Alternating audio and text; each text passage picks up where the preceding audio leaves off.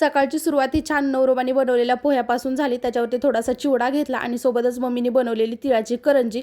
तर असा छान असा नाश्ता केला आणि आज होता गावाकडून आलेला दुसरा दिवस. म्हणजे दुसरा दिवस म्हणजे फक्त कपडे धुण्याचा दिवस असतो माझ्यासाठी. तरी एवढे सारे कपडे गावाकडून आलेले होते. त्याच्यासोबतच जे पण काही गोष्टी गावावरून आणलेल्या होत्या त्या सगळ्या ठेवून द्यायच्या होत्या. पहिलं तर म्हटलं मशीन लावून घेऊयात, म्हणजे अंघोळ वगैरे घरातली कामं होईपर्यंत मशीन पण होईल.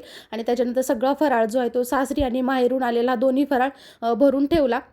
आणि आता 15 दिवस तरी हा फराळ काही संपणार नव्हता. तरी सगळा फराळ जो आहे तो भरून ठेवला. सोबतच आईनी भरपूर सारी केळी पण घरी होती ती दिली होती. भाज्या वगैरे सर्व घेऊन आलेले होते. सर्व गोष्टी आवरल्या, अंघोळ वगैरे केली, घरातली कामं सगळी संपलेली होती आता. त्याच्यानंतर मशीन पण झाली म्हणून म्हटलं पहिलं तर कपडे वाळत घालूयात, कारण पावसाचा काही नियम नाही, कधीही पाऊस येतो. सकाळ संध्याकाळ दुपार म्हणजे पावसाळा आणखीन तरी काही संपलेलं नाही. आणि बऱ्याच दिवसातून मी जे लोखंडाच्या कढईमध्ये अशी दोडक्याची भाजी बनली होती, तो भाजी अगदी काळी झालेली होती. आणि त्याच्यानंतर लगेच चपात्या वगैरे बनवून घेतल्या. माझ्या चपात्या बनवतच होत्या तोपर्यंत ऋतूचे पप्पा आलेले, त्यांना भूक लागलेली होती. चपात्या बनवतच त्यांना जेवायला दिलं. आणि दही मी कधीही विकत आणत नाही, पण आज गावाकडे गेल्यामुळे दही संपलं होतं, दही आणलेलं होतं.